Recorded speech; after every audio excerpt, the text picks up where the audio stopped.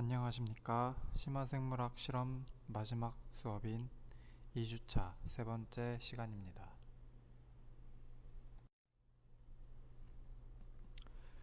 지난 시간에는 웨스턴 블랏의 이론적인 부분과 개를 만들 때 필요한 장비에 대해 알아보았습니다. 그리고 웨스턴 블랏의 본격적인 실험에 앞서 필요한 개를 제작하는 과정을 배워보았습니다. 이번 시간에는 실제로 웨스턴 블랏을 하는 과정을 배워보도록 하겠습니다.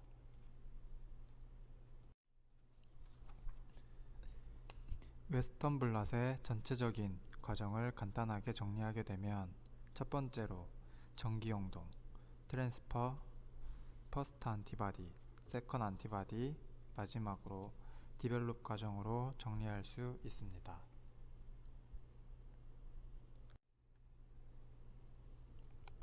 우선 간략하게 지난 시간에 배웠던 내용과 이어서 전기용동을 하는 전체적인 과정을 간략하게 살펴보도록 하겠습니다. 2주차 첫 번째 시간에 배울 세포 배양을 한 다음에 세포 내에 존재하는 단백질들을 추출하였습니다. 추출된 단백질의 완충용액인 포엑스 샘플 버퍼를 넣어 주었습니다. 포엑스 샘플 버퍼에는 대표적으로 단백질을 디내추레이션 시켜주는 SDS와 단백질 간의 황화수소 결합을 끊어주는 머캅토에탄올이 들어있었습니다. 만들어진 샘플은 다시 한번 단백질의 구조를 풀어주기 위해 100도씨의 힙블락에서 5분에서 10분간 끓여주는 과정을 진행해 줍니다.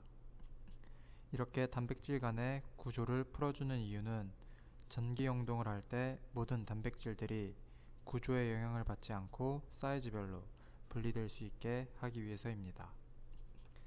샘플 속의 단백질들의 구조를 충분히 풀어준 뒤 전기용동을 진행하여 단백질을 크기별로 분리해 줍니다.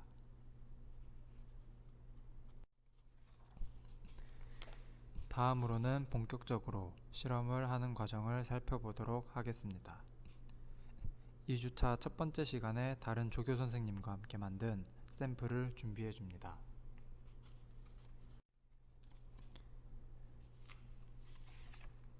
다음으로는 샘플들을 끓일 힙블락의 온도를 100도씨로 맞추어 줍니다. 100도씨로 가열된 힙블락에서 샘플을 5분에서 10분간 충분히 끓여줍니다. 충분히 끓인 샘플들을 5분에서 10분간 아이스에 넣어서 식혀줍니다. 아이스에서 식혀주는 이유는 풀린 단백질 구조들이 아이스에 들어감으로써 고정되기 때문입니다. 샘플들을 아이스에서 충분히 식힐 때까지 전기용동을 하기 위한 준비를 진행하여 줍니다.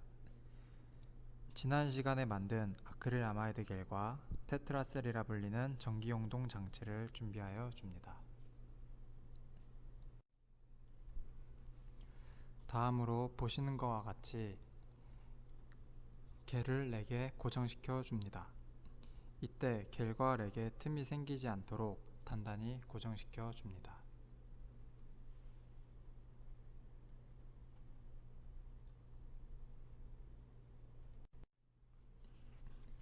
왼쪽 사진과 같이 당겨서 겔과 렉을 결합시키지 않으면 노란색 동그라미로 표시된 틈 사이로 버퍼가 새어나가게 됩니다. 버퍼가 새어나가게 되면 전기가 제대로 통하지 않아 정상적으로 전기 용동이 이루어질 수 없습니다. 반드시 오른쪽 사진과 같이 겔을 바싹 당겨서 틈이 생기지 않게 렉과 결합시켜 주어야 합니다. 다음으로는 테트라셀에 겔과 결합된 렉을 넣고 전기용동을 진행할 때 전기장을 만들어줄 버퍼를 넣어줍니다. 다음으로는 아이스에 식힌 샘플로 돌아가 보도록 하겠습니다.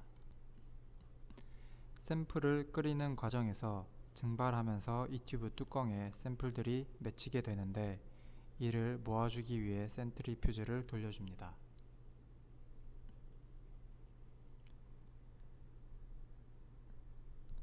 다음으로 센트리퓨즈를 돌리면 샘플들이 골고루 용액 속에 퍼지지 않고 바닥으로 가라앉기 때문에 볼텍싱을 통해 다시 한번 골고루 섞어줍니다.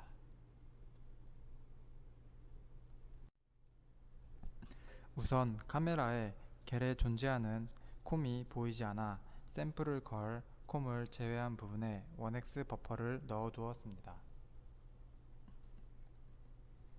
원엑스 버퍼를 넣어주는 이유는 전기 용동을 진행하다 보면 전기장이 겔 양 끝에서 시작되는데 원엑스 버퍼를 넣어주지 않으면 여러 샘플들이 동시에 내려가지 않고 보시는 것과 같이 아치형으로 내려가는 현상이 있기 때문입니다. 그래서 완충 용액으로 샘플 양 끝에 걸어주게 됩니다. 이렇게 샘플을 양측에 채워주면 모든 콤의 전기장을 고르게 받게 되어 평평하게 내려가게 됩니다. 이제 본격적으로 전기 용동을 살펴보도록 하겠습니다. 먼저 결합된 전기 용동 장치에 이전 수업에 만든 샘플을 걸어 보도록 하겠습니다.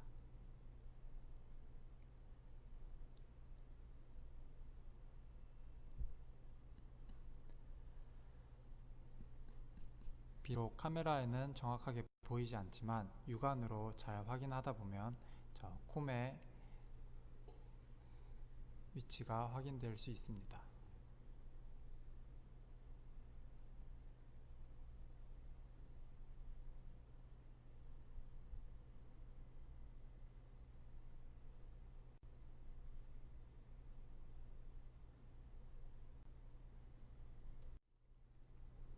다음으로 전기 용동을 하는 과정을 관찰하면서 밴드가 내려가는 과정을 살펴보도록 하겠습니다.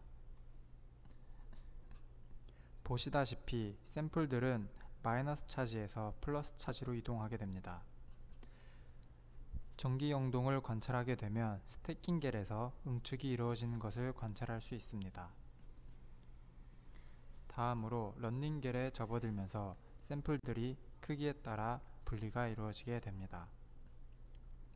샘플들은 육안으로 확인할 수 없기 때문에 세 번째 레인에 있는 마커를 걸어줌으로써 사이즈를 구분할 수 있게 됩니다. 그리고 보시는 것과 같이 마커가 사이즈에 따라 분리되는 것을 통해 원하고자 하는 단백질의 위치를 확인할 수 있습니다.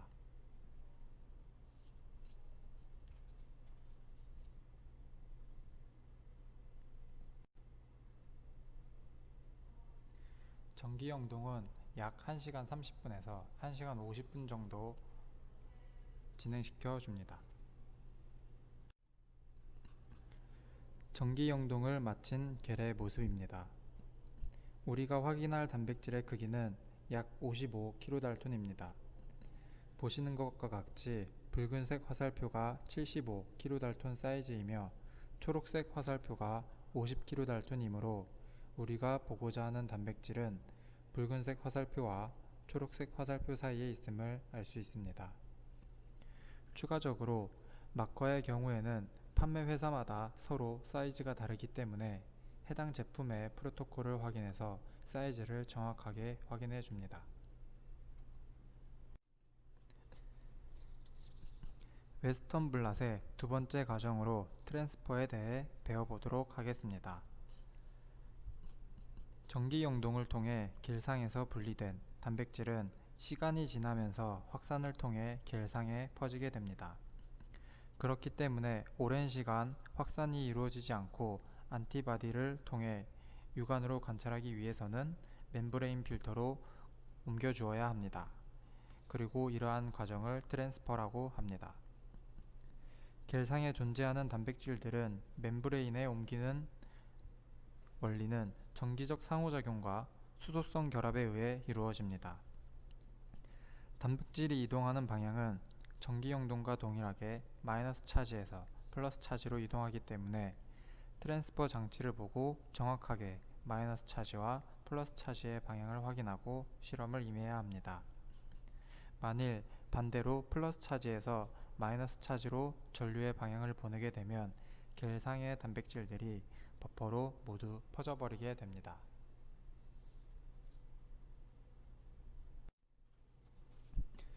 트랜스퍼를 진행하기에 앞서 필요한 재료에 대해 살펴보도록 하겠습니다.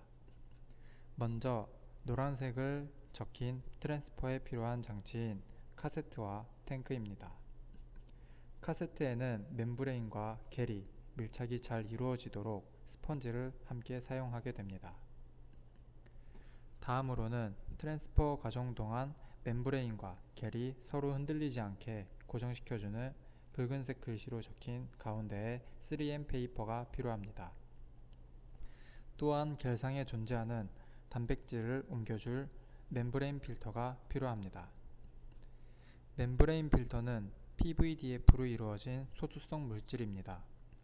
이 때문에 물이나 버퍼에 멤브레인 필터를 담그게 되면 적셔지지가 않아 단백질들이 정상적으로 멤브레인 필터로 옮겨갈 수 없게 됩니다.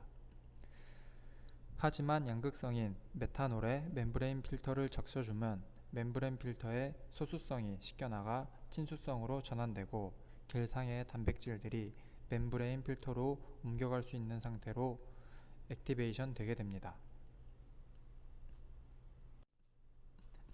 멤브레인 필터는 보시는 것과 같이 인액티베이션 상태, 즉 메탄올에 적셔지지 않을 땐 하얀색을 띄우게 됩니다. 액티베이션 되지 않은 멤브레인 필터를 메탄올에 적셔 액티베이션 시켜줍니다. 이때 메탄올에 적셔주는 시간은 1분 정도 기다려줍니다. 다음으로 카세트에 3M 페이퍼를 깐 뒤 그 위에 멤브레인 필터를 올려줍니다. 이때 3M 페이퍼와 멤브레인 필터 사이에 기포가 들어가지 않게 주의해 줍니다.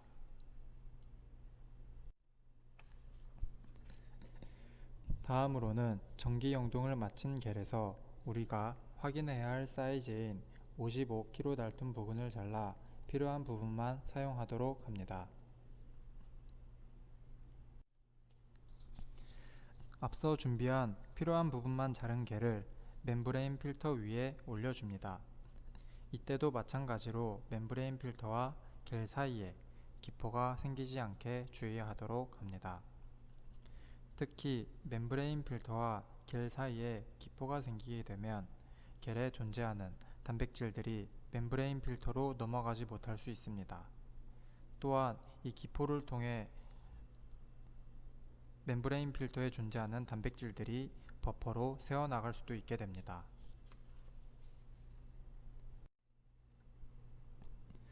다음으로 카세트에 뚜껑을 닫아 잠가둔 뒤 트랜스퍼 탱크에 넣어주고 트랜스퍼를 진행하게 됩니다. 트랜스퍼는 60에서 75V 사이로 약 1시간 반에서 2시간 정도 진행하여 줍니다. 만약 75V 이상인 너무 강한 전류를 흘려주게 되면 버퍼가 뜨거워지게 되고 버퍼가 뜨거워지게 되면 겔이 수축을 하여 사이즈가 큰 단백질들이 정상적으로 멤브레인 필터로 넘어가지 못하기 때문입니다.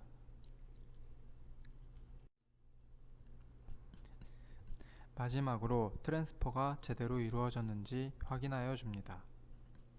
앞서서 60에서 75V로 약 1시간 반에서 2시간 정도 기다려주는데 만일 너무 낮은 전류나 너무 빠르게 트랜스퍼를 마치게 되면 멤브레인으로 단백질들이 모두 넘어가지 못한 상태가 됩니다. 그래서 사진과 같이 트랜스퍼에서 뺀 카세트를 조심스럽게 열어 겔을 살짝 들어봄으로써 멤브레인으로 단백질들이 모두 넘어갔는지 확인해 줍니다. 물론 단백질들은 육안으로 확인할 수 없기 때문에 마커를 확인해 줌으로써 점검해 줍니다. 그리고 사진과 같이 완벽하게 마커가 넘어갔음을 확인하고 트랜스퍼가 끝나게 됩니다.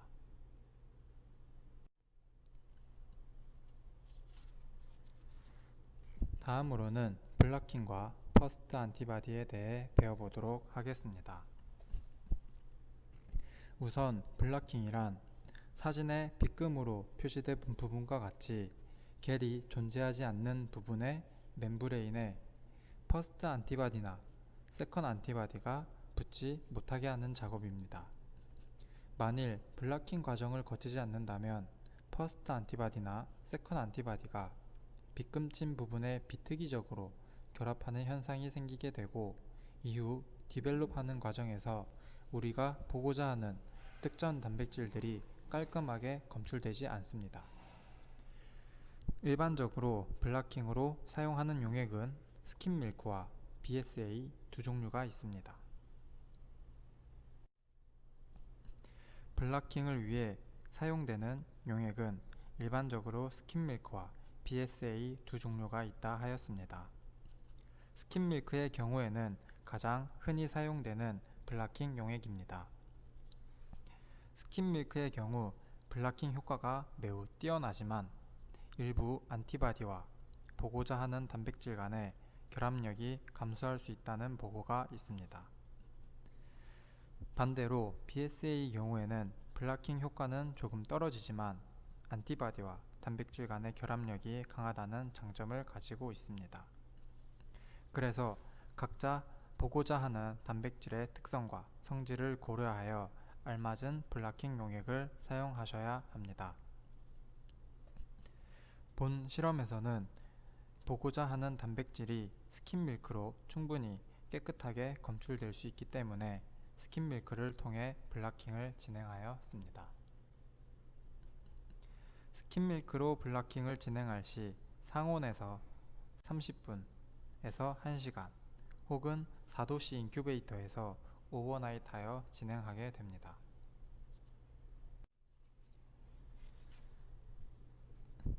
다음은 퍼스트 안티바디와 세컨 안티바디 그리고 디벨롭을 위한 준비에 대해 설명해 드리도록 하겠습니다.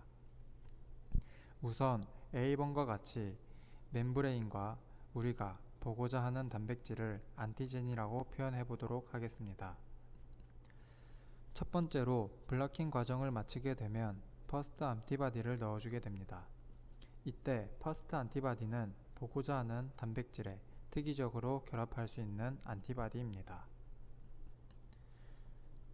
다음으로는 B번과 같이 퍼스트 안티바디와 결합할 수 있는 세컨 안티바디를 넣어주게 됩니다. 이때 주의해야 할 점은 세컨 안티바디는 퍼스트 안티바디와 종의 유래가 달라야 한다는 조건이 있습니다. 예를 들어 퍼스트 안티바디가 G에서 생산한 안티바디라면 세컨 안티바디는 G에서 생산하지 않은 안티바디를 사용해야 합니다. 왜냐하면 같은 G에서 생산된 안티바디는 서로 결합하지 않기 때문입니다.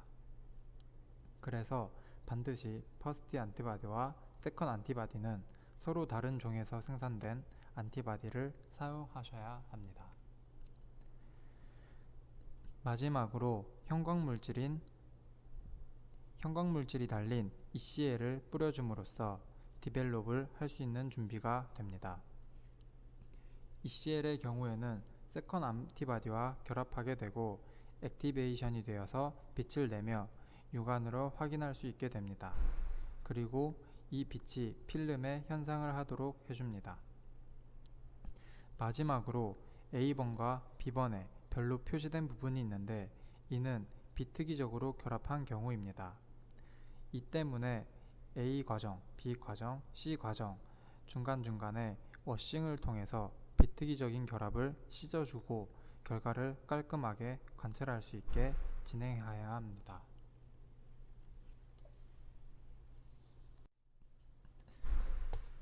보시는 사진은 퍼스트 안티바디입니다. 퍼스트 안티바디는 블라킹 용액인 스킨밀크나 BSA에 희석하여 사용하게 됩니다. 또한 우리가 관찰하고자 하는 단백질은 셀 내에 흔히 존재하는 세포 골격인 알파튜블린입니다. 그렇기 때문에 알파튜블린과 특이적으로 결합하는 퍼스트 안티바디를 준비해 줍니다. 그리고 퍼스트 안티바디 같은 경우에는 사용하고 다시 재사용할 수 있기 때문에 항상 마이너스 20도씨에 얼려서 보관하게 됩니다. 그리고 필요할 때마다 꺼내었습니다. 앞서 퍼스트 안티바디는 재사용을 위해 얼려서 보관하기 때문에 다시 녹이는 동안 블라킹이 끝난 멤브레인을 워싱해주는 작업을 진행합니다. 워싱을 진행할 때는 TBST 버퍼를 이용하여 진행하게 됩니다. TBST 버퍼는 간단하게 멤브레인의 구조나 보고자 하는 단백질에 영향을 주지 않고 비특이적으로 결합한 물질들을 씻어준다고 생각하시면 되겠습니다. TBST 버퍼를 이용하여 워싱을 진행할 때는 10분간 3회 정도 반복을 하게 됩니다. 만약 워싱을 너무 자주 하거나 너무 오랜 시간 하게 되면 안티바디의 성능을 저하시킬 수 있기 때문입니다.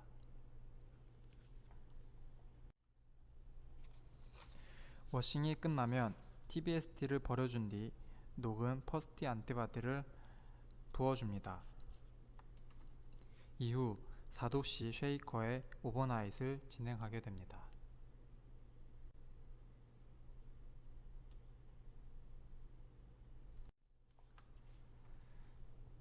퍼스트 안티바디가 오버나잇을 마친 뒤 퍼스트 안티바디는 재사용을 하기 위해 얼려준 뒤 다시 앞에서와 같이 TBST로 워싱을 합니다. 그래서 TBST를 통해서 비특이적으로 결합한 물질들을 씻어내 줍니다. 워싱을 마친 멤브레인에 다음으로 세컨 안티바디를 붙여주도록 합니다.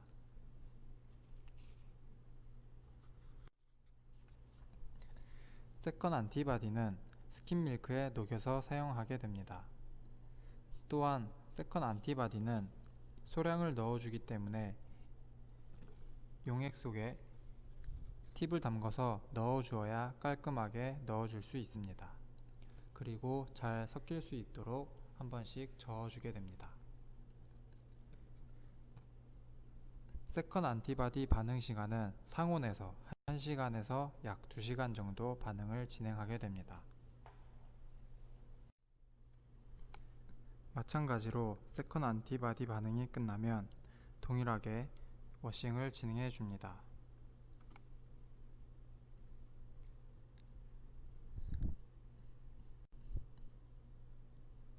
여기까지 세컨 안티바디를 과정을 살펴보았습니다.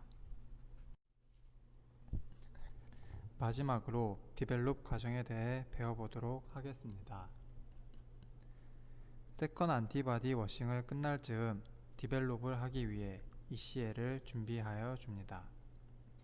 ECL은 말 그대로 빛을 강화시켜주는 역할을 하여 필름의 현상이 되도록 합니다.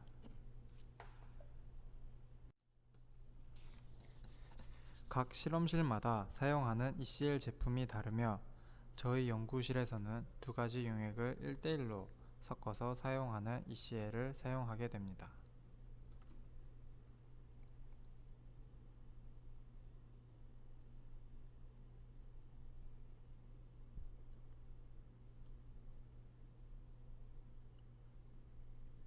ECL의 양은 멤브레인이 충분히 적셔질 정도로만 제작을 합니다.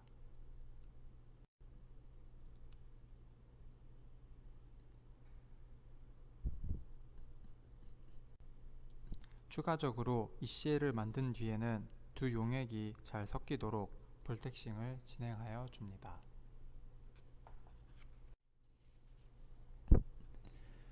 다음으로는 디벨롭을 하기 위해서 카세트라는 장치가 필요합니다. 카세트는 멤브레인에서 나오는 빛이 필름에 현상이 되도록 할 때 필름과 멤브레인이 맞붙게 눌러주는 역할을 합니다. 다음은 영상을 통해 카세트에 멤브레인을 올리고 ECL을 처리하는 방법을 보도록 하겠습니다.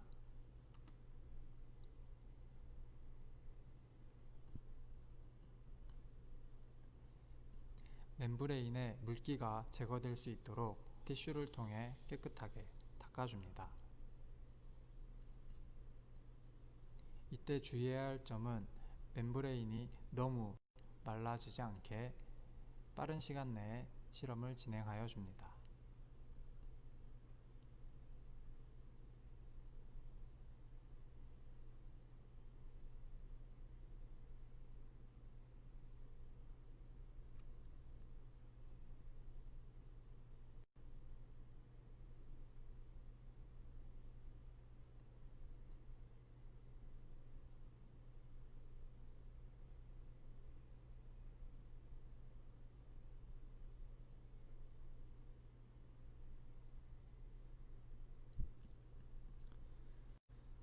여기까지 디벨롭을 하기 위한 준비가 완료되었습니다. 완료된 카세트에 사진과 같이 엑스레이 필름을 덧대준 뒤 반응 시간을 주게 됩니다. 이 엑스레이 필름은 우리가 흔히 아는 병원에서 사용하는 엑스레이 필름이랑 동일한 필름을 사용합니다. 그리고 이러한 필름의 현상하는 과정은 암실에서 이루어지게 됩니다.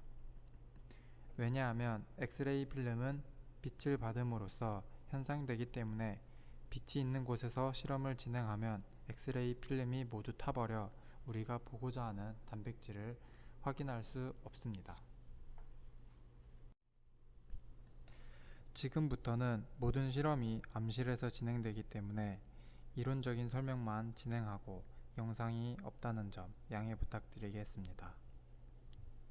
암실에 들어가게 되면 디벨로퍼와 픽서가 든 통이 존재하게 됩니다. 디벨로퍼는 멤브레인에서 나오는 빛을 증폭시켜주는 역할을 하여 육안으로 더 쉽게 식별할 수 있게 도와줍니다. 다음으로는 필름이 더 이상 타지 않게 고정시켜주는 픽서에 필름을 담궈줌으로써 디벨롭 과정이 마무리가 됩니다. 다시 한번 디벨롭 과정을 처음부터 정리해 보도록 하겠습니다.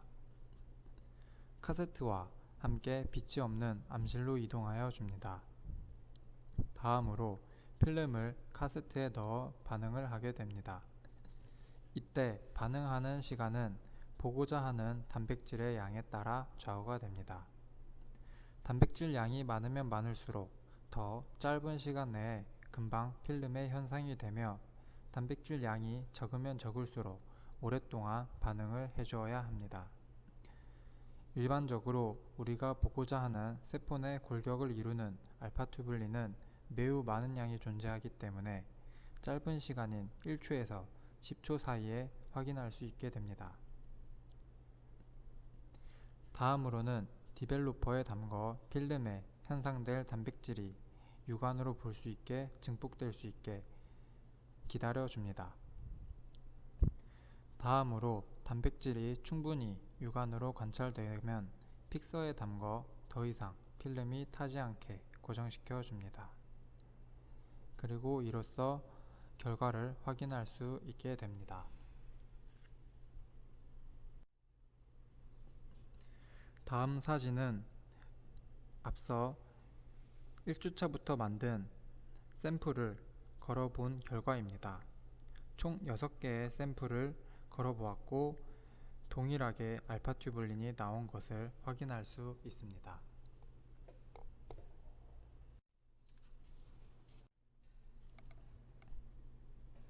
이러한 웨스턴 결과는 하나하나가 모여 논문에 실리게 됩니다.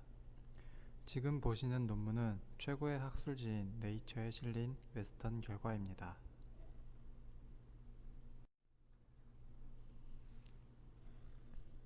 지난 시간과 이번 시간을 통해 단백질의 특이적인 상호작용을 이용하여 특정 단백질을 검출하는 방법인 웨스턴 블랏의 이론과 전체적인 실험 과정, 그리고 실질적으로 실험실에서 실험하는 모습을 보며 배워보았습니다. 지난 시간에는 웨스턴 블랏이 어떻게 단백질을 분리하여 검출할 수 있는지에 대해 배워보았습니다. 또한 웨스턴 블랏을 하기 위한 필요한 장비와 웨스턴 블랏에 필요한 재료에 대해 배워보는 시간을 가졌습니다. 이번 시간에는 지난 시간에 준비한 실험 재료를 통하여 웨스턴 블랏의 전체적인 과정을 살펴보았습니다. 첫 번째 단계인 전기 영동을 통하여 단백질을 크기별로 분리해 보았습니다. 다음으로 트랜스퍼를 통하여 결에 존재하는 단백질들이 확산되지 않게 PDVF라는 멤브레인 필터로 옮기는 과정을 배워보았습니다.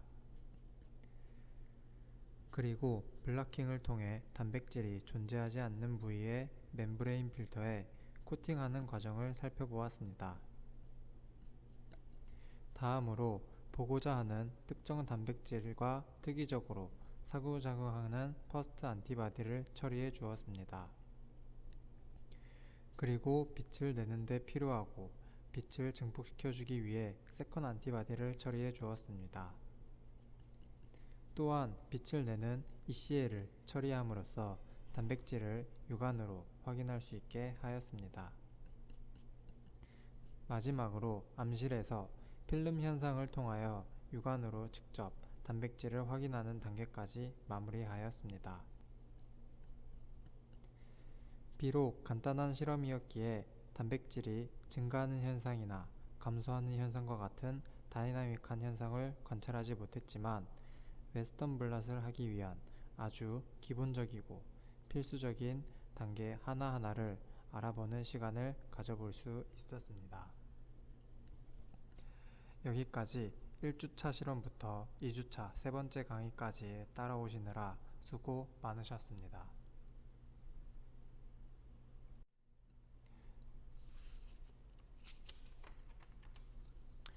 여기까지 2주차 세 번째 강의를 마치도록 하겠습니다. 그동안 수업 과정을 따라오시느라 수고 많으셨습니다.